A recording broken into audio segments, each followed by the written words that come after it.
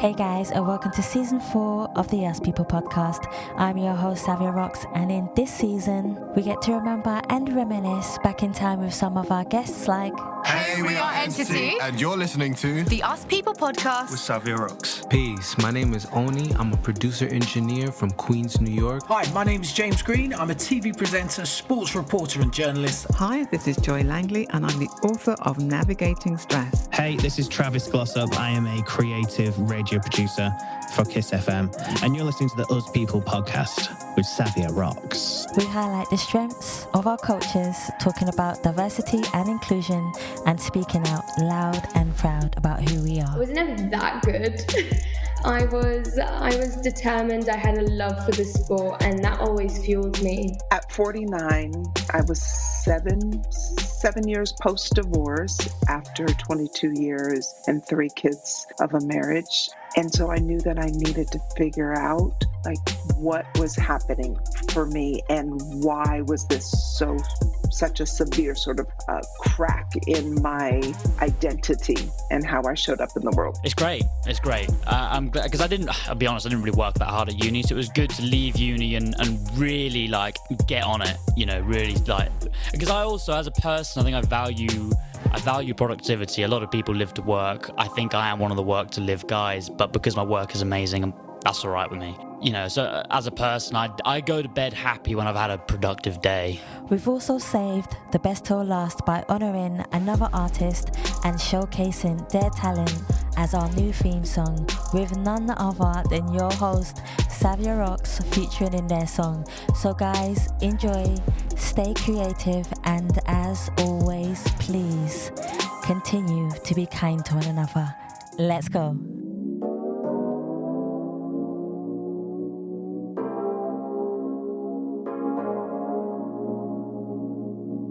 What's happening, people? It's Jordan Jarrett-Bryan here, sports broadcaster, and you're listening to the Us People podcast with Savia Rocks.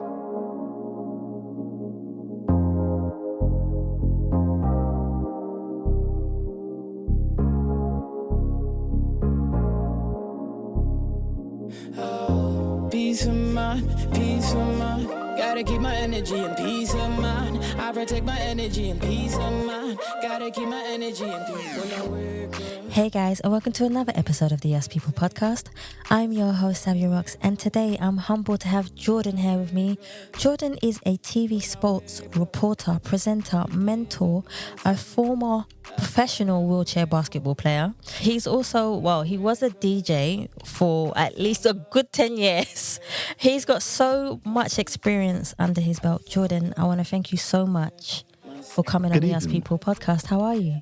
I'm very well. Thank you for inviting me on. I'm very, very glad to be here. You're most welcome. So I'm going to jump. He's got a big smile on his face. I love this. I love this when the guests have a big smile on their face. So I'm going to jump into my first question for you, Jordan, which is simply, could you tell us a little bit about who you are as a person, where you grew up, and how that influenced you to be the person who you are today? Okay, well, straight in. I love it. So who am I? I am, and obviously others may disagree or have their own views on this, but I will tell you what I think I am. I'm a young man from London who is very nice, polite, generous. 1 in 6 of my jokes are funny. I'm vaguely smart and intelligent. Who believes in creativity and the power of journalism and words. That's my job. And I'm just a generally cool dude. I'm born and raised in South London.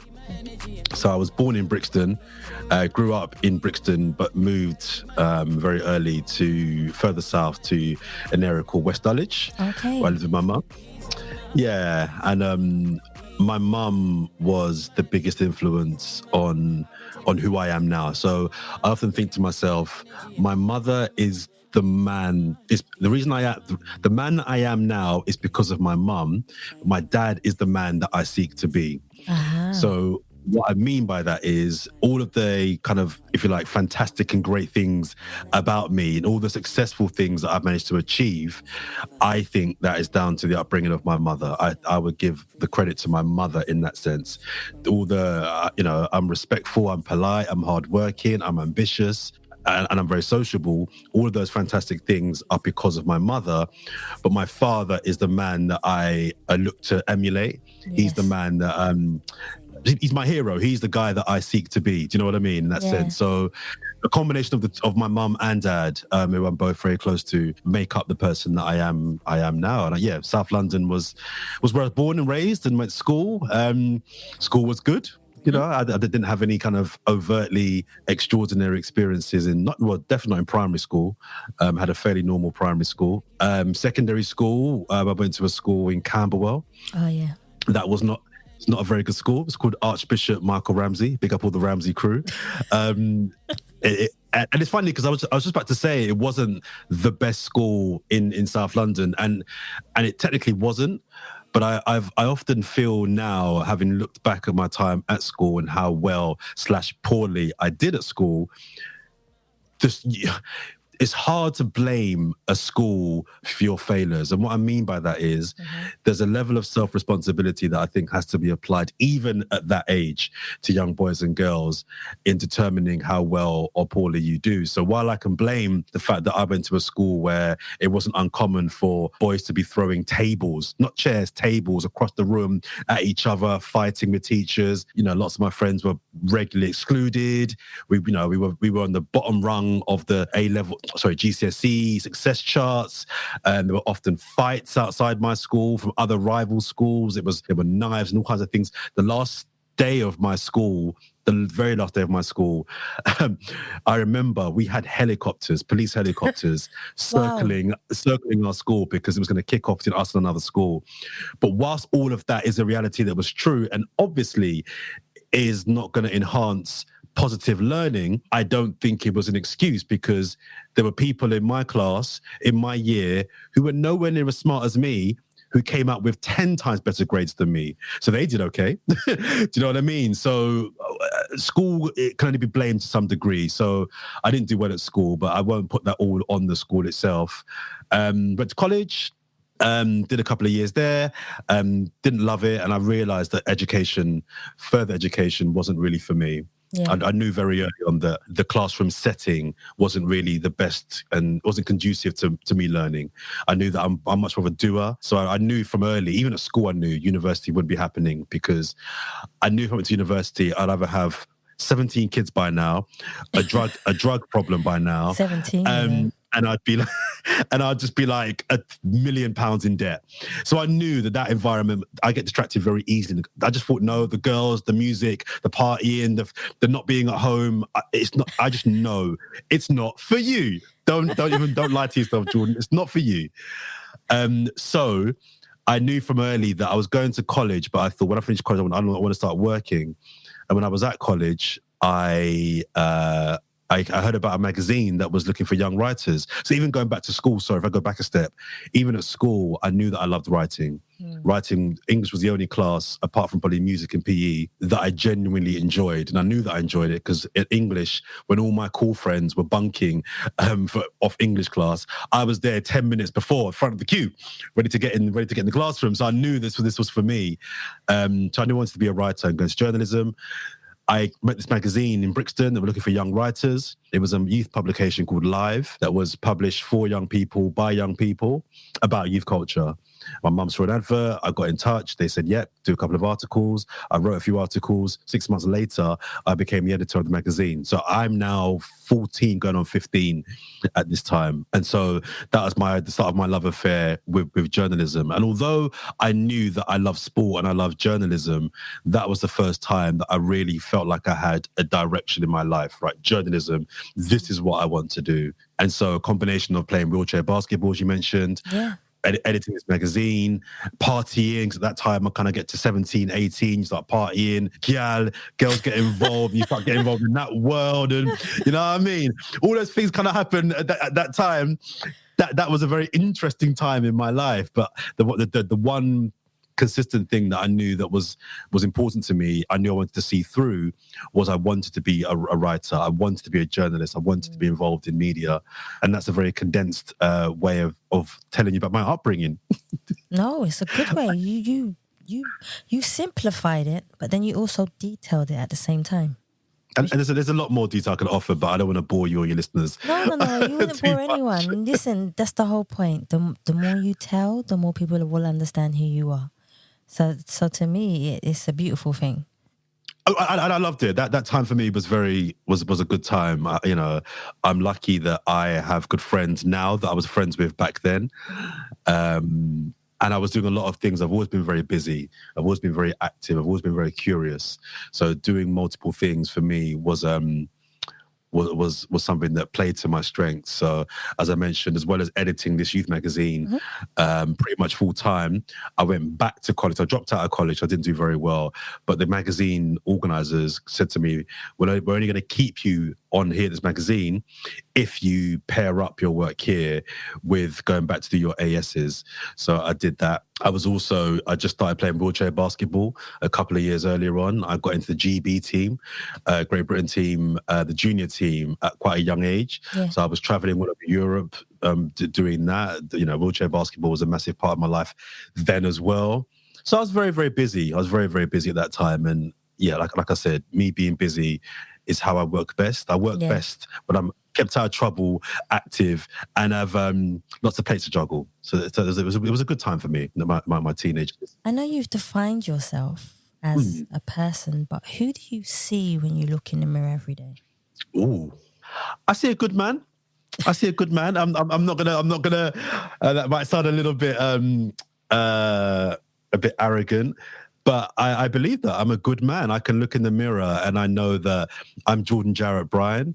I have morals and values. I treat people with respect. I'm very polite. I work harder than most people I know. And not that it's the work hard Olympics. I don't think you're less of a person if you don't work as hard as me. But I know that everything I do, I work very hard at. Yeah. I have good intentions. I don't look in the mirror and think, what bad I can do, what pain I can inflict. I have good intentions. I think I'm a good brother. I think it's funny because every birthday and New Year's Eve, I'm not religious, so I wouldn't necessarily call it a prayer, but I always, just before I go to bed, just before my birthday and just before the start of a new year, I always just sit on my bed. I've done this since I was about 15, 16. I sit on my bed and just for like 5, maybe 10 minutes, I talk to myself. Now, I talk to myself a lot anyway. I live alone and I'm always talking. If there were cameras in my flat, people would be like, whoa, this is a really weird science experiment. We could play on this guy here. What is going on? I talk to myself a lot. But I sit on the bed and I talk to myself. And what I say to myself is, okay, I reflect on the year that's just gone by, whether it's my birth year, 12 months, or if it's the calendar year, and I think about what I've done, the good things I've achieved, the highs and the good points of the year. I look back on the bad points, what I failed on, what I didn't do as good as I could have done, what are the things that I let myself down on or other people, and then I look forward. So I kind of talk to myself and talk about, okay, so next year, these are the goals. And one of the things I say to myself always is, this is the one consistent every time I do this. How can I be a better brother? How can I be a better son? How can I be a better friend with my Blakademik team? How can I be a better leader, a better neighbor at Channel 4 News and talkSPORT, a better colleague? How can I be a better of all these things with the 12 months that are coming up? And going back to your question, when I look in the mirror, what do I see? I see someone that is very aware of my flaws. Don't get me wrong, and I'm sure at some point during this interview, I will happily blow my own trumpet. I know the things that I'm great at. Don't get it twisted. I know the things that I'm phenomenal at, and I will happily tell you and anybody who will listen. But I also have the humility to understand and recognize my flaws and the things that I'm not very good at. And that's why I'm very, very confident. And maybe I'm arrogant, but it's not in a malicious way, because I can equally tell you for an hour all the things I need to work on. And that's part of kind of the process of when I think of myself and I look at myself. And to your question, I see someone that is very competent and very good at many, many things, but someone that recognizes their flaws, their faults, and always is seeking to do better, even small incremental things. Yeah. So just an example, I noticed about a year and a half ago that I was only contacting certain people when I needed something. So I was only messaging them. My brother's a good example of this, and he might not know this, might hear this, he might not know this, but it's something I'm working on being better at. It's only messaging someone when you need something. Can you help me with this? Can you send me that? Do you have this? And whilst I think that people in your life who are your friends and your loved ones, that's part of the deal, right? If we're friends, I'm going to need some stuff from you. I'm going to need you to help me on something. Cool. When it gets to the point where even you're noticing you're only asking them for things that benefit you, that then doesn't become a brotherhood or a friendship, that then you're dependent on them and you're relying on them to just serve your needs. Yeah. How about calling people? And it was exacerbated more during the pandemic last year. How about calling someone just to say, hey, it hasn't got to be a long half an hour call. No, it hasn't got to be a deep call. Just how you doing? Are you okay? Are you well? Chat about anything. How's work? How you feeling? All right, cool. Wicked. Just checking in on people. So part of my process of trying to be a better person, and this all comes with when I look in the mirror, again, to your question, is how can I be better? And one of the things that I've realized in me is how can you be a better friend and a better brother, a better son? And part of that is how can you serve them? Yes. How can you serve other people? And it might be anything physical or tangible. It might just be, I'm a very good listener. I'm a very good listener, I think. Maybe just hear what they want to say. Maybe ask them, do they need anything? Can I help you in any way? And that is part of the kind of, I think, growing process of moving forward, of being a better Jordan. I like that. I like the way you broke that down. That made sense to me. But have you actually realised now, what have you done or what have you changed, Jordan? What have you changed now, knowing that you know that element of you used to call people only when you want something, for instance? How have you changed the element of that now? Do you call people more now? Do you check on them more? Do you say, hey, how are you? How are you doing? How are things? And then don't talk to them for maybe like a couple of days. And then do you then ask them for something? Or yeah, basically, yeah. So I still have my needs, but I'm mixed up now in just some more now. I'm joking. So I do speak to them more. I do reach out to them more. And as I mentioned, last year was a growth year for me because I was noticing very quickly, I'm quite mentally strong. I think I'm quite mentally strong, but I was noticing when the pandemic first hit, so many people around me I could see were really, really struggling. Now, it might have been because they might have lost a loved one during the pandemic. It might have been because they lost their job, or it might have been a third reason. It might have just been the idea of being stuck in their home for days on end. They found hard. And the spectrums of that are some people live on their own. And if you're the kind of person that is good with people, being on your own for days and weeks on end, for those guys was very, very hard. But on the opposite end of the spectrum, some people live in small houses with 5-6 people. That's true. So if you've got 3 or 4 brothers and mum and dad and maybe aunties there as well, you're being drowned. So maybe it's the opposite problem whereby you just don't get any time to yourself or no space to yourself. And I noticed a lot of people were really struggling with getting through that period. And friends of mine, and it made me think, okay, right, the world's pretty much stopping for a while. Yeah. We have a chance now to recalibrate and reset. Reach out to some of these people, Jordan, and just pick up the phone and say, hey, no work's happening right now, so that you don't need anything. So how about you park your ego and your needs and ask someone, how are you doing? I'm quite strong, so I'm okay. People reached out to me as well, but I'm okay. But you know what I did, Savia? I went through my phone book and I picked up the people that I hadn't spoken to for a long time. Yeah. And I just pressed call. Not WhatsApp, not text. I called them and I said, how you doing? Are you okay? Some of those calls were literally 5 minutes, just checking in fine. Some of those calls were 2 hours. The length didn't matter. What mattered is that I felt like I was serving them in some way, not than serving my needs. So it was very difficult for a lot of people, and I just wanted to try and help people. But I'm not a psychologist, I'm not a doctor, I'm not anyone qualified or an expert. But I don't think you have to be just a good friend or a good colleague and reach out. Sorry, I've forgotten your question, but I was getting to the answer via that example. Sorry. What was the question again? Remind me of the question, sorry. Well, you made me forget too now. because I was going somewhere, and as I always do, I lost my thread, and I was like, okay, now answer her question, Jordan. I think it was a spontaneous question because you said something to me and I just responded back to, Okay. For instance, Well, do you my the question was, do you call people now? Say, for instance, do you call that was them it. and then afterwards, do you wait a couple of days and then ask for something, or do you call them and then? That was to make the point that I do now call people more. I try to WhatsApp a little bit less. I'm slowly weaning off WhatsApp. I don't like what WhatsApp does a lot of the time, but that's a different discussion.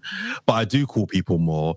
But I still, if I need something from something, my brother, I mentioned again, is a massive part of my life. He's the most important person in my life. I love my brother dearly. He's highly talented, highly skilled, and it often helps me out with many, many, even technical things. So like just before we started recording, I was going to text him to find out what's happening with the microphone. And he helps me out so much. Yeah, he helps me out so much. But even he was like, Jordan, half the things that you ask me to do, you could Google, or you could just read the thing on the computer and you can work it out yourself. And it was just me being lazy. Sometimes, let me be clear. Some of the things were just, they needed someone that had the kind of wiring of brain that he has to kind of work them out. Yeah. Totally. But I'm going to be honest, some of them are just me being lazy. Some of them are just me being really, really lazy. He's like, Jordan, you can do it yourself sometimes. Anyway, the point I'm making is that he was probably the person I recognized the most. I was texting and calling the most to serve me. Zori, can you send me a link to watch this film? Zori, can you help me fix this on my computer? Zori, can you help me set up this microphone stand? Whatever it may be. And because he's so generous and kind, 9.5 times out of 10, he will always do it. But what it made me realize is, Jordan, you're only calling, this is your brother. And it's the brother that you say you love more than anybody else. But yeah, the only time you reach out to him is to fix something for you or help you with something. And a couple of years ago, I clocked it with him and I said to him, let's go cinema. Let's just go cinema. It's on me. And we went cinema. Another time, let's go for some food. And we went to the comedy club. Yeah. Just because that's my brother. I like spending time with him. There was no motive to help me. It was just, I want to spend time with you. What are you doing on Friday? Let's go comedy club. And we went. And I think as long as I've realized that you balance the time that serves both of you with the occasional request. He has no problem with me asking him problems, and he might not say that he found it problematic, but I did, because I was noticing, if I go through my WhatsApp trail, 9 times out of 10, it's me asking him for something. And I just thought, that's not cool. That is not cool. So widening that out to more of my friends and family, in answer to your question, yes, I still have requests, because we do. If you need something, you ask your friends and your family. There's nothing wrong with asking people for something. Yeah. It's a problem when it becomes, that's all you're asking now. That's all you're calling me for. And I just thought, I didn't like how that made me feel. Even if they weren't feeling a way, I felt a way. It's like, no, Jordan, that's just not cool. No, I understand that. That makes total sense to me. Jordan, was there ever a point in your life where you felt like you wanted to give up because you had lack of funds, or you felt like you seem like you have a good family who support you, but did you ever, I know sometimes you can have all the family in the world and you can have all the friends in the world, but sometimes we have highs and we have lows as individuals, but was there ever a point in your life where while you were on your journey, you felt like giving up because you felt stuck or stagnant in what you was doing? What did you do to uplift yourself, to push yourself and say, you know what, this is just a moment in time that will change? I don't think I ever did, Savia, feel a time where I wanted to give up. I think everything that I've wanted has been always rooted in my value and my I suppose characteristic of work ethic and working hard. Yeah. So I never ever thought about giving up because my family couldn't get me this thing. I'm very lucky. I'm very blessed. I've got 2 fantastic parents that split up when I was young, but are both, prominent parts of my life. I have now 2 grandmothers. Both my granddads have passed. I have cousins, aunties, uncles. I have a brilliant family now. Both sides of my family. There's a whole heap of drama going on both sides, but that's just, I don't know anybody that's every family. Yeah, exactly. But none of that is linked or involving me. So yes.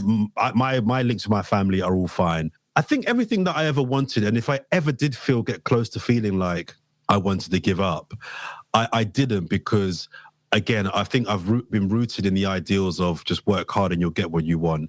Sure. My family aren't rich. My mum's not rich. My dad's not rich. They're not poor, but they're far from rich. But I just recognize from very early, anything that you want, Jordan, you know, you're going to have to just graft for it. And even if there's things that you're not necessarily, like, I'm talented at a lot of things, but there's things that I'm not talented at, which you have to make up for with a plan and with a work ethic. And more often than not, those things that I wanted, I got, not because it was given to me, but it was given. I just had the mindset of, if you want it, Jordan, you could give up if you want, but if you really want it that badly, you won't give up and you'll find a way. I'm very big on find a way. Do you know what I mean? If you can't, if you don't have a rich mummy and daddy, cool. You got to find a way. Get it yourself. Go to school. Go to college. Get the qualifications. Get the work experience. Speak to the right people. Knock on doors. Research on Google. Whatever it takes. Find a way to get it done. And there's not many things in my life that I've wanted, but the handful or so of things that I ever have wanted, more times than not, I've got, because I've been good enough and I've grafted. See? So I don't think giving up was ever really. It's not really something I believe in. I think a lot of the time I find that it's better when you don't have very much, because it teaches you about grafting. It makes you a better business person also, and it teaches you how to look after, like you were saying before, look after your team. Treat your team how you would like to be treated. Don't just treat your team like anything just because. I was told, I was working in Warner Music, and the lady said to me, the head in there, she said to me, treat your team like family. But I don't mean family that have drama. I mean family where you look after them. If you look after your team won't leave. Your team will always stay there and do anything for you, because they have that honor towards you. And I think that's so important. I think so too. And I think, you know, they say treat people on the way up, because they're the same people you're going to meet on the way down. Yes. And I treat people well anyway, because I'm just a nice person. But even if I wasn't a nice person, you better pretend to be nice to those people, because those are the same people that you're going to meet on the way down. So you better, you know what I mean? So no, I think treating people well is a must. That's definitely. Here's one for you. I know that you used to DJ. I'm sure that you still dabble every now and again.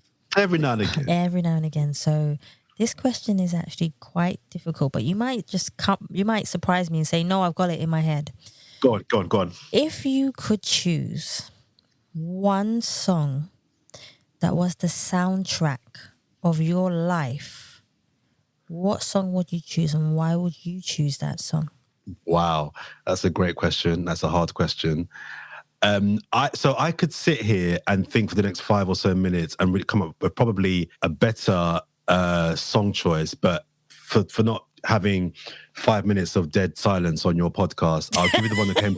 I'll give you the one that came to my mind straight away. It's a drum and bass song, and it's called Carnival, and it's by an artist called DJ Pachif. One of my favorite DJs. It's a song. Granted, my dad's a DJ and owns a record label, and it's a song that's on his record label. It's one of my favorite songs. Forget drum and bass songs. It's a beautiful song. The lyrics are all in Portuguese, but it's a song that I've got two. Can I have two? Oh, that's cheating. See, I knew it. I knew there wasn't going to be just one. You're a DJ. You listen to so much. That's a good one. You listen to so much music. I knew it.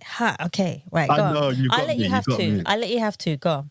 So the first one, Carnival, I thought of because it encompasses all the things I love about music. There's a really nice groovy bass line to it. The beat is really, it's got a really good drum and bass beat to it. The lyrics, although in Portuguese, I have no idea what they're saying, really soothing and just kind of draw me in. The melodies, it's just a beautiful song that makes me think of joy, happiness, fun, and just living life. It's a really beautiful track. I recommend anybody listening to this, go check it out. It's a lovely song, Carnival by Pachif. And then the other one is by my favorite artist of all time, Marvin Gaye. Yes. So I've got I think I counted recently, I've got all 37 albums of his. That's including live and live albums, extended albums. I've got all of them. There's a song, there's so many, every week I change it, but I'll go with this one. Oh, what's it called? Have you seen the film Baby Boy? Yes. Right. Which, by the way, I think has the best soundtrack of any film ever. There's a tune, okay, where the stepdad, oh man, you were my wife, my life, my shining light. For you, I'm gonna have to. What's it called? I can't explain. Other things, all that it is too. I'll replace it all just for one night with you. Oh, darling, honey. What's it called? That's gonna bug you now. It's gonna bug me. Anyway, that song is one of the 4 or 5 Marvin Gaye songs that I'm obsessed with. It's a beautiful song, sung much better clearly than I sung it, and he knows the words, which is a good start as well. But it's a beautiful song, and Marvin Gaye is one of the artists that. The thing I love about Marvin Gaye, he's one of the few artists that has a discography of tracks and a catalogue of tracks that I can apply to all of my moods. So there's thinking music, there's dancing music, there's horizontal dancing music, there's studying music, there's tracks that get me in the mood before a game, there's working music, there's a track that gets me in the zone for all types of moods. And that track, that's going to annoy me now. That's going to really annoy me. That's going to annoy me. Hold on, where's our phones? Hold on. Right. So I'll try and find it as well. I'll keep talking as I try and look. But it's just, I just think I think he's the greatest male vocalist of all time. The range, the control of his voice, what he does with his voice. I just think it's just phenomenal. I can tell you the album, that will help. And that track just makes me, it just makes me so happy, so happy. I'm going to find it as I'm talking right now. And it just makes it sums up my life because I like to think a lot. My problem, to keep you satisfied. That might be it. Yes. Let me just. You can't play music on your thing, can you? Because you get in trouble. No. Where is it? I will find it. That might well be it. To make you satisfied. Yeah, just to keep you satisfied. That's the one. See, that's the one. That's a good title. Beautiful, exactly. Beautiful orchestral intro. It's got no beat. It's got great. It's just a great track. Really beautiful track. And again, I advise people to check it out. And that would be the track that I would want. This is really grim. This is gonna be really, really grim. But I've actually got my funeral playlist. So I've got a wedding playlist and I've got a funeral playlist. Wow. So I've got a playlist that I want when I pass and my funeral it comes. I've got the playlist that I want played when I'm laid to rest, and it's a beautiful song that I think is a good start of life song and a good end of life song, and that would be the song that I would probably have to summarize my life. That's a good question to ask everyone. Actually, when you die, what would be your song? That's a very grim question to ask me, Savia. I'm a weird person, so I wouldn't put it out to anybody else. Hey, I like weird people because they're authentic, so it's a good thing. It's not a bad thing, it's a good thing.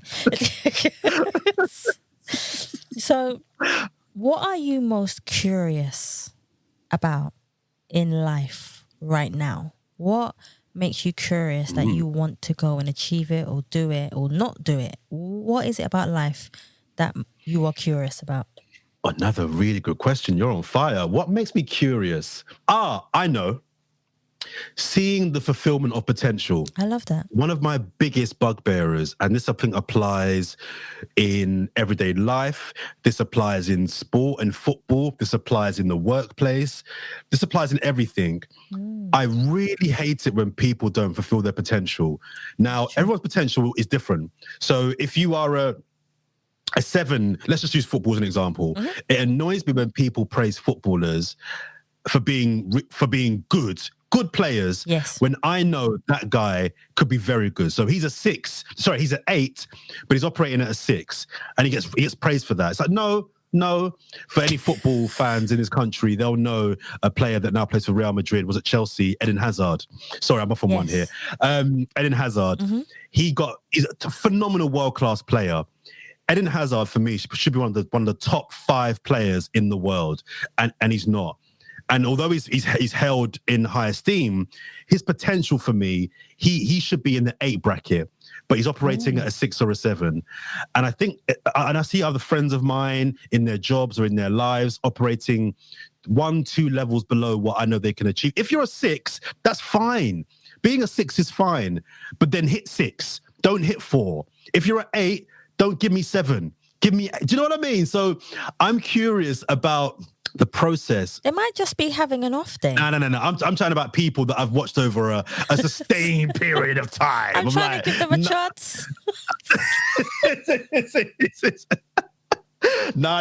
I'm saying, no, I've seen you, this person or that person over a sustained period, and you are working or you are operating at 2 levels below what you could. You could paint that. You could do better paintings. You could write better songs. You could. And whether you do or not is up to you. But I know you can do better. If you are a 6 and you're giving me a 6, I'm like, you've hit your potential. 6 to some people out of 10 is low. But if you only had 6 to... Let me give you an example. I'm the worst drawer. I can't draw. It's shocking how bad... Like, it's bad. It's really bad how bad a drawer I am. I can't draw a person. It's embarrassing. My level's probably a 3. Okay. And that's being kind. If I draw something, just to draw an abstract picture, and I hand it to you, and you're like, this is awful. This is absolutely, you're a grown man. This is awful, Jordan. but saying that, you know, in your heart of hearts that is the best that I could have done, you would take it. And I will take it. That's true. Because that's my potential. My potential was a 3 out of 10. I've given you a 3. Now, the guy that can bloody get paintings in museums and sell them for millions of pounds, that's my stuff is rubbish. Of course it's rubbish. But we're operating at 2 different potential levels. So I've hit my potential, which is a 3. His is a 9. He's hitting 9s. So I'm interested in the process of people's potential. I really want to see people hitting their potential. And again, for different people, it'll be different numbers. It'll be different levels. Hit your number. Just do the best that you can do at this thing. Don't compare yourself to him. I'm really interested in that's what really keeps me curious. Is the kind of watching people who's cruising and who's really hitting it hard every single day.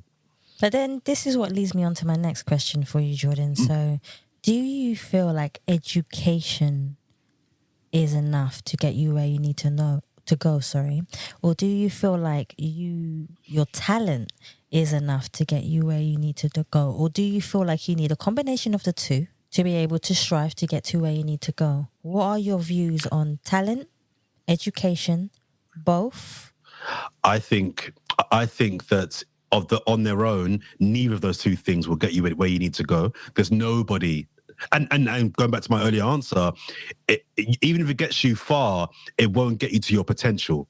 So you could have the most grades, the highest, most A levels, most degrees, doctorates, whatever. That alone will only get you so far. Equally, talent. Again, my area is sport. I don't care how talented you are.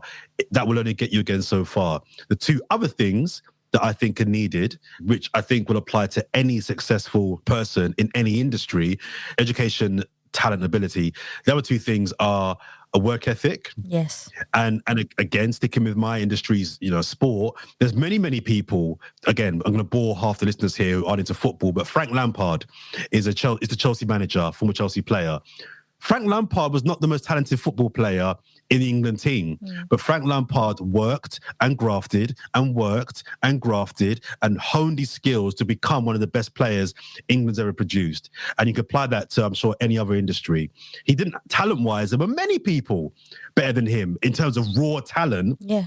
But what Frank Lampard did was he recognized, okay, I'm not the most talented boy here in the team, but I'm gonna stay behind an hour later after training. I'm gonna arrive an hour earlier, and the time that we're all in training, I'm going to apply myself and focus more than everybody else. So I think the third one is work ethic. And the fourth one, and a lot of people don't like hearing this, but the fourth one I think is very, very important as well. It's luck. It's luck. Yes. Don't tell me, you can't show me any successful person. I don't care if you run a business, a corporation, not any billionaire, on anybody. No one is successful without a slice of luck. Now, I'm a believer. I sit on the side of the fence, Savia, that says I'm a big believer in making your own luck. Some people don't think that's true. You get it or you don't. I think there's no coincidence that 9.5 times out of 10, the people that are the luckiest in life are the people that work the hardest in life. That's if true. you work hard, you get the breaks. Now, that might be an energy or a kind of space atmosphere type thing in the ether, but I genuinely believe the people that work the hardest get the breaks. You might not get them early, you might not get them when you want to get them, but if you keep your head down and you keep doing the right things, keep disciplined and keep grafting, you will get the breaks. It might be someone recommending something for you, it might be people doing things for you. I don't know what that break may be, but you'll get a break. So I think to be successful, I think 3 of those 4 things are definitely essential. Talents, luck, work ethic. Education is an interesting one.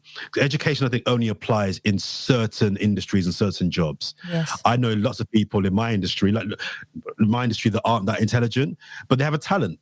And in fact, I'm probably an example of that. I don't have any qualifications to my name. None.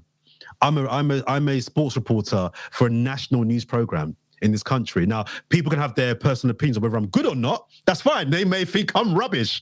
That's fine. That's a personal opinion. You're allowed that. But what's not up for debate is that I am a reporter. I'm employed by one of the biggest, if not the biggest, sports radio station in the world, and one of the most respected and credible news programs in this country and in the world, Channel 4 News. So I got that, not because I came out of Oxford or Cambridge with a bag of degrees. I did it because I had a talent. I worked bloody hard, very, very hard. And I had some breaks. And that's where I am. So I don't think the education one is applicable as a must. I think if you're going to go into law or medicine or engineering or social science, those ones, education is quite important. Education is quite key. But I think more creative industries like ours, I don't think you need to have a degree. I don't think you need to have qualifications. I've never been asked, you know what the irony is? One of 2 jobs I got turned down for in my life was McDonald's. McDonald's, can you believe that? McDonald's Clapham Junction. They will take anybody. And that one's hood. The one in Clapham Junction is proper hood. They'll take anyone. I was mildly offended for a while. I went in there with my brethren. We put in 2 application forms, one each. He got a call back, didn't get the job. I didn't even get a call back. Can you imagine that? McDonald's turned me down. So my point is, intelligence doesn't necessarily, in some industries, equate as an integral or essential quality to be successful. Wow. I'm just thinking about the McDonald's now. I was pissed. Sorry. No, you can swear. It's fine. Oh, sorry. Okay. No, I was so upset. So upset. McDonald's, and like I said, this is the worst. Anyway, I'm over it. You sure you're okay? I'm really not, but let's move on. Otherwise, I'm going to just be crying for the next hour or so. We don't want that. It's not good podcasting. Let's go. What have you overcome, Jordan, that has changed your way of thinking and feeling about how you interact with people now? Has there been an obstacle in your life that has changed you? Because sometimes things it's inevitable. Something happens to all of us at some point in life that will change us, good or bad. But what has changed you in the way that you interact with people now? Good question. So I would say, I'm disabled. I was born with a tibia and fibula missing in my right leg. Okay. So I was born with a deformed foot. I don't know why I'm doing the hand gestures because it's a podcast, but I can say it easier if I talk my hands. And so my right foot wasn't fully formed when I came out of my mother. And so when I came out with 3 toes, and my right leg was underdeveloped. So when I was 18 months, a decision was taken, or my parents were given the option of, you can keep it as it is, fine, and I'd have to have calipers and sticks to kind of get around, which some people do, it's no problem. Or we can amputate from the ankle down and remove the right foot, and we can have prosthetic legs. So they all agreed that that was the better of the 2 options. Okay. So I say that, there's a reason why I mentioned that. So I've got I have prosthetic legs. That over the years has instilled a level. I'm quite a harsh person. Anyone you speak to that knows me, I'm quite a harsh person. I'm very much I'm big on accountability. I'm very big on responsibility. I'm big on owning your actions and consequences that come with that. But I suppose, in answer to your question, having the experience of growing up with one leg, which many times were very difficult for me, I think later on gave me the empathy to be able to put myself in other people's shoes. So, and there's a contradiction in what I'm saying there, because I'm saying on one side, I'm quite a harsh, hard person. But on the other side, I'm saying that I think my disability enabled me to have that kind of compassion, to think to myself in certain situations, well, imagine what it must be like for her, or imagine what it must be like for him. Yeah. And so me growing up and being disabled, I've never let anybody, I don't talk about it, I don't hide it, but I don't promote it either. So people listening to this podcast that will know me many of them won't know, because I don't walk with a limp. You wouldn't know unless you Google me or someone tells you. Yeah. My disability has enabled me to have that level of compassion. And I don't always succeed with this. Sometimes I'm still quite harsh. And when I get home, I think to myself, oh, you know what, Jordan? You was a little bit hard there, man. You went a bit hard on so-and-so. But generally, and it's something, again, going back to our first question, it's the process I'm learning about how to be a better person. And part of that is about compassion. I listen to a show, it's kind of a show. One of my favorite people in the world is from Pharrell Williams, for many, many reasons. But I saw an interview he did on this program I was watching just yesterday, actually, about the power of empathy. Yes. And, how it's hard to relate to someone if you don't attempt empathize with that person. And I think it's very, very true. We can all kind of point and say, you're wrong, you're bad, you're this, you're that. And don't get me wrong, at times that's needed.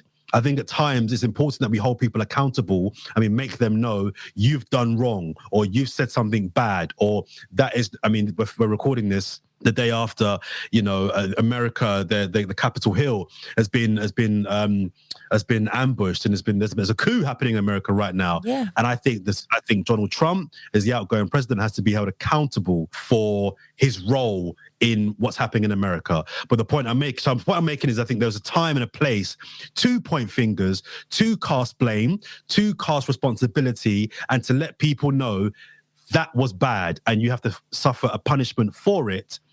But I think there's also a time to think to yourself, before we start pointing fingers, abusing, shouting, swearing, cursing at that person, maybe just think for a second, why? I don't think people are born inherently bad. I don't believe that. They're taught. Exactly. So for me, it's a case of, if my theory is correct, that people are not born bad, well, why did he do that? Why did she do that? Why did they do that? There's a reason. Now, again, sometimes the reason we have to park it and be like, no, you killed that person, or you abused that person. Therefore, there is a linear punishment that comes with your actions that you have to face. I'm comfortable with that. But I think at times there's a time to kind of maybe on a wider scale think, okay, let me just for a second put my feet in their shoes and think to myself, why did they do that? And sometimes there might not be an answer to that reason. Sometimes there is. But again, it's a long-winded way of answering your question. But I think my disability has enabled me to have that level of empathy for some people and check myself sometimes in how I treat people. People often talk about, I have to think to myself, Jordan, if you didn't have a prosthetic leg and you had 2 good legs, inverted commas, would you be so interested and engaged in the difficulties of disabled people with one leg? I probably wouldn't. In the same way, I'm not blind. So my interest in fighting and furthering the cause for blind people isn't as strong as it is for people with one leg, because I can, do you know what I mean? But that doesn't mean the blind person's needs are less or more so than the person with one leg. But because I have that direct correlation with the person with one leg, I'm able to talk and stand up for and write about the person with one leg, because I know what that feels like. Whereas if I took a second to think to myself, what would it be like if I couldn't see? I mean, again, without, it's kind of crass to kind of play the league table of disabilities, what's worse than the other. But if not being able to see, I just think that must be something that I can't comprehend. I can't comprehend that, but I don't have to. I have the luxury, if you like, of being able to forget about people who are blind, because I'm getting on with my work over here. But if I was blind, you better damn know I would be fighting their causes. I'll be speaking up on their causes. So I think a level of empathy has been developed in me due to my disability. And there's probably other things as well, but that's probably the main thing that I can think of that has been a direct light bulb moment to actually being a bit more considerate about other people. What are you most proud of that you stand for as an individual? Manners. That's a good one. There's many things. I can name 10, 20 things here. But manners. You could say many things about me, and there's a lot of negative things you can say about me. But you can't ever say that I'm disrespectful, that I'm not polite. It takes a lot. It takes a lot to make me angry or upset. I don't get upset or angry very easily. And ironically, the things that get most people upset and angry and irate don't upset and anger me.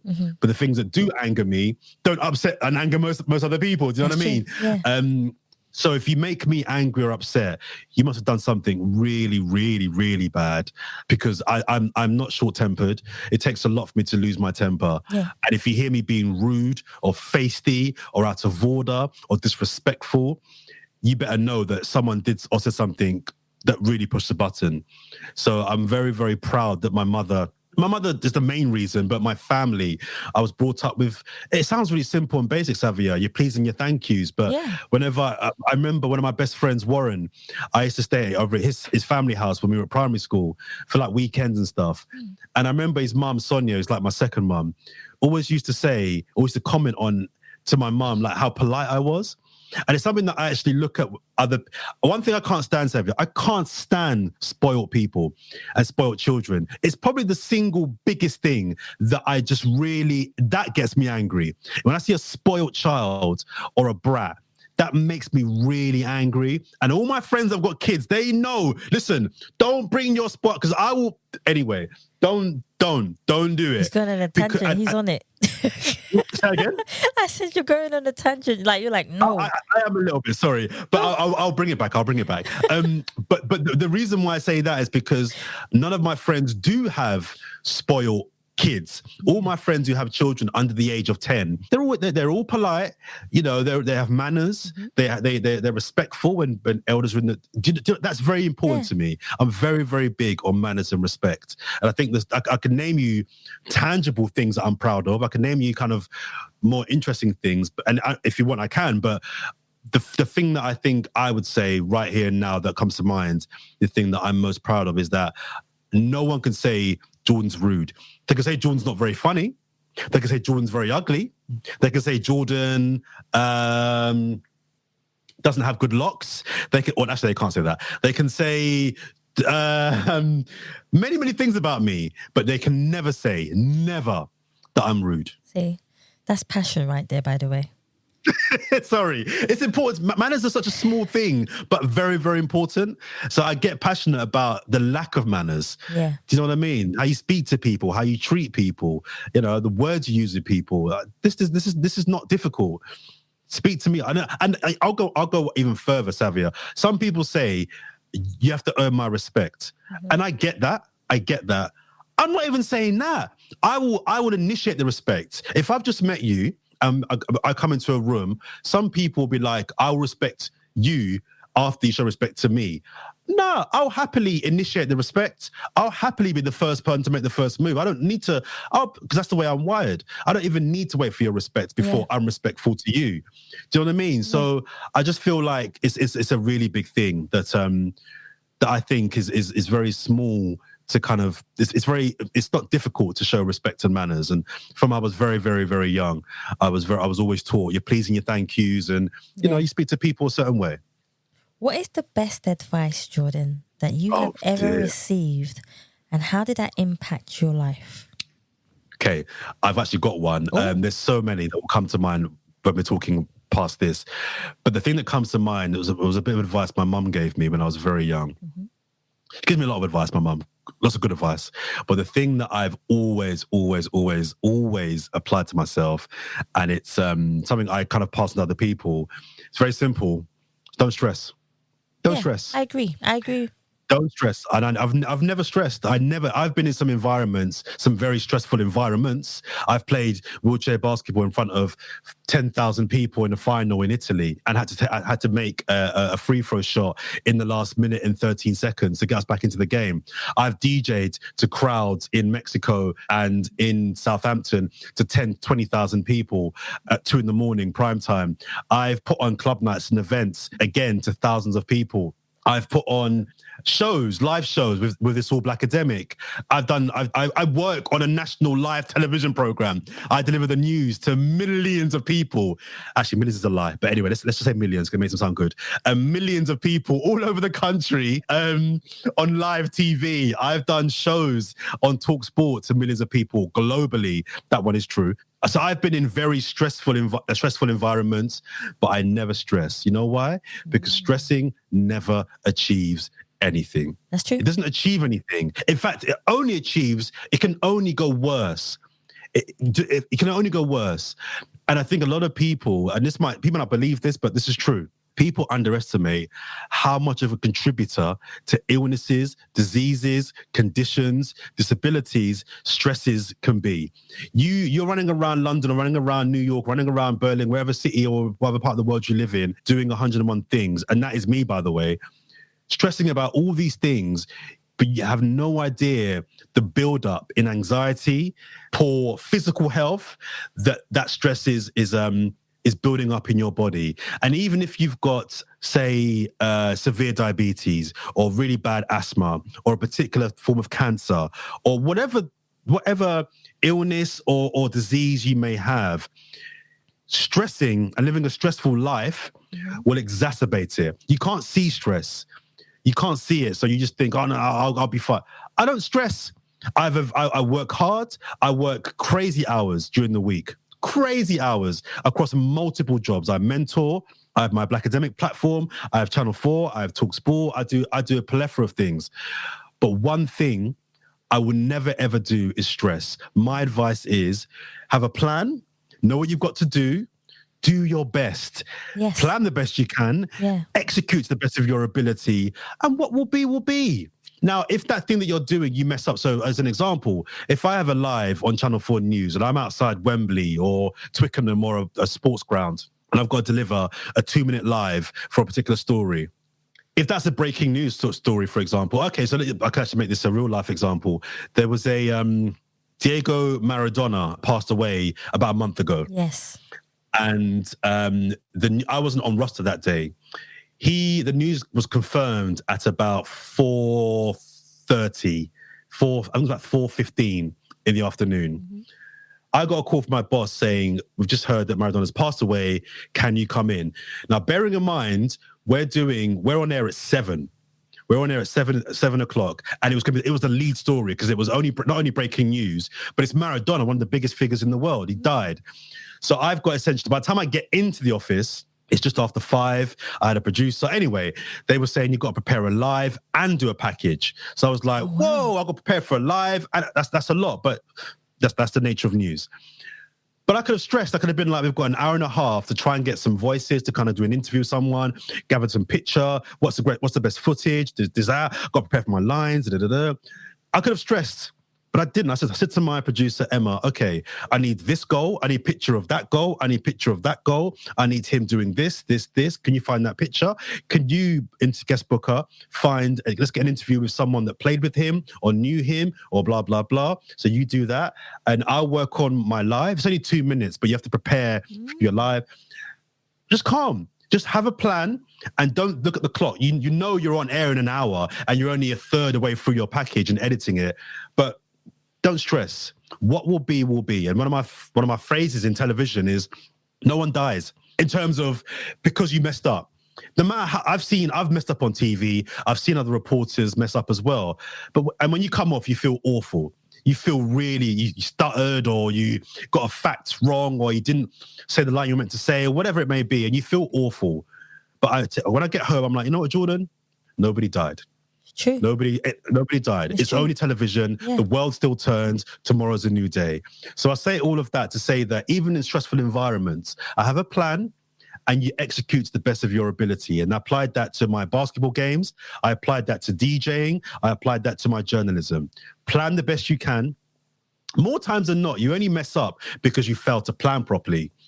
If you're doing that thing, you're doing that thing because you're clearly good at it. If I'm doing a radio broadcast, or if I'm playing a basketball game, or if I'm doing a set at a nightclub, I'm doing those things because I'm good at what I do. Yeah. You messed it up, Jordan, because you didn't plan properly. You didn't plan what your second and third tune was going to be. So you were kind of dithering and you played the wrong tune and the wrong mix. You messed up your basketball game because you didn't train properly. You didn't do your homework on the opposition player. You messed up your life because you didn't think about, okay, how old was he when he died? Where was he from? When is it? You didn't plan properly. Normally it's the planning that's the problem. So anyway, the biggest advice I was probably given was just don't stress. I don't stress. People around me can run around and it's crazy, this man is, oh, we got to go here. I don't stress. I'm just like, you know what? Just do your jobs, and we'll be fine. And if it's not fine, we'll discuss it afterwards. But as long as everyone did their best, as long as everybody did their best, and this is something I kind of applied to my Blakademik production, as long as you all did your best, that's cool. That's cool. Now, I'll be angry afterwards because of X, Y, Z, but I'm not going to blast you. If you didn't do your best, that's different. But did you do your best? Yeah, cool. Don't stress, man. Don't stress. We go again next time. Let's work on how we can be better and go from there. So my answer would be... never stress. Don't stress. Nothing is worth stress. The only things, sorry, I'm rambling now, but the only thing I can think of that I would genuinely say is maybe worth stressing over is your children. So if your child is sick or your child is ill or been run over or something like that, I can understand why. But even then, I don't call it stress. I call it concern. I call it worry. I call it care, love. Stress, I think stress has a whole different connotation to me, a whole different meaning. Stress is like anxiety and I'm sweating. Just relax, just breathe, walk around the block for an hour, for a minute, go and get some fresh air, go and have some water, go and get something to eat, whatever you need to do, and then come back and let's do this. See? Never stress. I've only got 2 more to ask you, but one of the 2 was actually, I got 3 more to ask you in the time I have. Talk to me about your podcast, about what it's about, why you chose to do a podcast, the people in your team, because we never actually really got to speak about that. We spoke about it off before we started recording, but tell me a little bit about your team, why you do the podcast, what influenced you to do the podcast and what it means to you.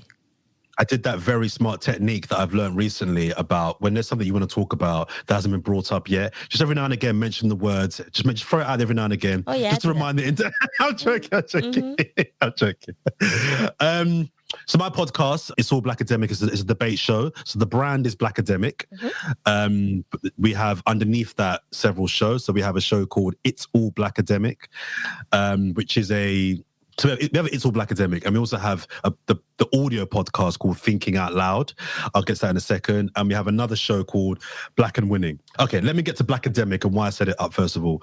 So as I mentioned, I work in television news, and I noticed about 4 years ago, we have at Channel 4 News a lot of live discussions. We call them live discos, where we'll have it'll be Brexit, and we'll get a minister on and an academic on or whatever on in the studio to have a live discussion about that subject. Yes.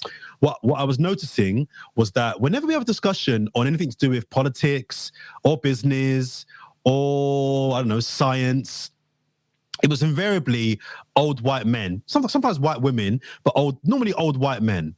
A discussion around hip-hop music, fried chicken, sports, or knife crime, invariably it would be black guests being invited on. I was like, I don't like that, because in my circles, I know people in medicine, in law, in business, in all kinds of people. I know people that like fried chicken as well, don't get me wrong. But I know people all over the spectrum of news interests. I didn't like it. I didn't like this kind of, we've fixed up recently, to be fair, but I didn't like it. So I thought, you know what, Chuck? I'm going to do my own show, because I've got all these fantastic people, black people in my life, personally and professionally, who are fantastic across, again, law, journalism, business, hair, food, comedy, all different industries. Yeah. And I want to have some discussions. And also I set it up, not only for that, but I was fed up of the discussions being had about black people, but being hosted by the likes of Nick Ferrari and Piers Morgan. I just like, no. How dare you tell me the reason there's a rise in knife crime is because black boys don't have dads in the home? What do you know about anything? How dare you? How dare you? So I was like, no, we're not having this anymore. So that was my rationale behind setting up It's All Blakademik. And so It's All Blakademik is a discussion show where we have, around the table, I have 3 guests. It's all black guests.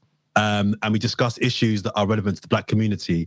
And the idea is that we have really honest, open, progressive discussions to try and really make people think about how they think about a certain subject. So what my aim is, whether I achieve it or not is up to you to decide, but my aim is, when you come to watch one of our discussions, you have this perspective on it.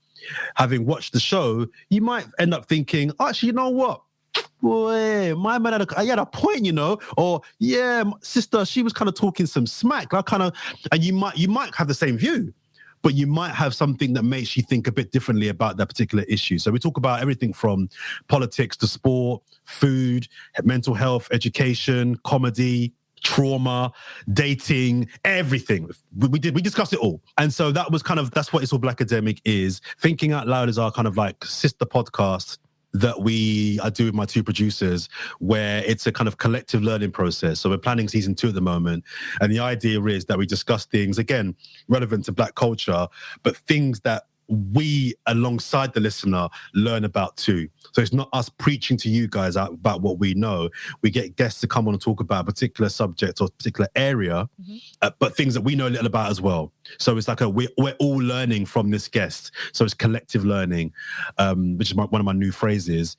And then Black and Winning is a show we do where we identify a black member of the community who's just killing it and excelling it. And we're saying, we see you, we acknowledge you, we want to celebrate you. And we kind of follow that person around, speak to that person to get an insight into what it is that they do and what makes them excelling in their field. And the other rationale behind it is that we want to inspire other people, other black boys and girls, to see them and say, yo, this guy set up his own hair salon. This girl set up her own tech company. Yeah. This guy is a presenter on Sky Sports News. Whatever it may be, this person is black and they're winning. And winning we define as you're owning your power and you're grabbing your talent and you're maximizing it. And that's kind of what those are. And the general idea of Blakademik is it's just about empowering the community and celebrating the culture. And my team is fantastic. Sorry, my team is brilliant. I've got a team of 15 people, from editors to shooters to graphic designers, directors, producers. My team is sick, and they all buy into what we're trying to do. They all love the culture. They all want to add to the culture. And so our job is to try and have a platform and as a media brand that the community is proud of, wants to buy into, and can uplift. I like that. That's definitely something that I think guys, go and check it out, because when I was doing my research, I definitely checked it out, because not just because I have to, but I wanted to. It's always nice when you go into something because you want to do the research to be able to help someone move forward. And I think that's what it's about. It's about helping each other move forward and being able to do something spectacular. So guys, go and check it out on all the platforms. I am going to ask Jordan what all the platforms are in a second. Well, we've got a website, so it's blakademik.com. And then, so Blakademik, we spell it a bit differently. So we spell Blakademik, Blakademik. So there's no C's. So it's blakademik.com is our website. And our socials, we changed it recently, shame. Blakademik _UK is our Instagram. Blakademik UK, I think it's the same for our Twitter. We changed it literally last week. And on Facebook, I think it's all Blakademik. But go to our website and everything's on our website. So it's all there. Go check it out. And is there any other platforms that you would like to share if anybody would like to get in contact with you the same way I got in contact with you? Yeah, I have 3 other podcasts that are all sport and football related. Two I present, one I don't. I have 2 now. One I present, one I don't. So I have Beats and Balls, which is a football show that I don't host anymore because I just got too busy, but I wanted to keep it. And the idea is that it's less about tactics and formations and the kind of nitty-gritty, nerdy stuff that people like me in football love. It's more about the culture. So it's more about looking at sport and football through the prism of fashion and music and culture generally. So we have that on iTunes or was it called now? Apple Music, Apple Podcast, what it's called now. Beats and Balls. And I have a podcast called Football Fans Podcast, which is the opposite. That one is more of the kind of like, if you like, discussion about the tactics and the kind of analytics of a game or a subject within football for your kind of more hardened football fans. That also is across Spotify, all the podcast outlets. Football Fans Podcast. See, I love that. Jordan, let me thank you now for your humbleness and your wisdom. He's got a big smile on his face. I love this. Thank you so much for coming on the Us People podcast. You've been such a great guest. Thank you for having me. No, you're welcome, guys. Thank you so much for listening to the Us People podcast. And please remember, you can subscribe and leave us a review on Spotify, iTunes, Google Play, and any other platform that you prefer listening to. Please also follow us on Facebook, Instagram, and Twitter. And you can also donate to the Us People podcast by simply going on the Savia Rocks website or just typing in paypal.me/Us People podcast. Guys, thank you so much for listening. Stay happy, stay positive, and as always, please continue to be kind to one another. I need a solution. Peace of mind, peace of mind. Gotta keep my energy and peace of mind. I protect my energy and peace of mind. Gotta keep my energy and peace of mind. Peace of mind, peace of mind. Gotta keep my energy and peace of mind. I protect my energy and peace of mind. Gotta keep my energy and peace of mind. Peace of mind, peace of mind. Gotta keep my energy and peace of mind. I protect my energy and peace of mind. Gotta keep my energy and peace of mind. Peace of mind, peace of mind. How does it feel to be in a receiving end, by the way, before we start recording? I do quite a few podcasts that I'm the interviewee. I like it in a different way. I like asking questions and controlling an interview, but I also like being vulnerable and not knowing where I'm being taken and ask. You know what I mean? So I like it equally, but for different reasons. So it's cool for me. Okay, well that sounds good. Okay, let's start. And embrace them with love, because love is the most amazing and beautiful strength that we have to conquer our peace of mind. Make your thoughts impact a nation by keeping them true and honest, especially to yourself. But make your peace of mind protect you when you don't have strength to embrace anything else. Find your peace of mind by listening to your heart. I don't think people are born inherently bad. I don't believe that. They're taught. Exactly. So for me, it's a case of, if my theory is correct that people are not born bad, well, why did he do that? Why did she do that? Why did they do that? There's a reason. Now, again, sometimes the reason we have to park it and be like, no, you killed that person or you abused that person. Therefore, there is a linear punishment that comes with your actions that you have to face. I'm comfortable with that. But I think at times there's a time to kind of maybe on a wider scale think, okay, let me just for a second put my feet in their shoes and think to myself, why did they do that? Peace of mind.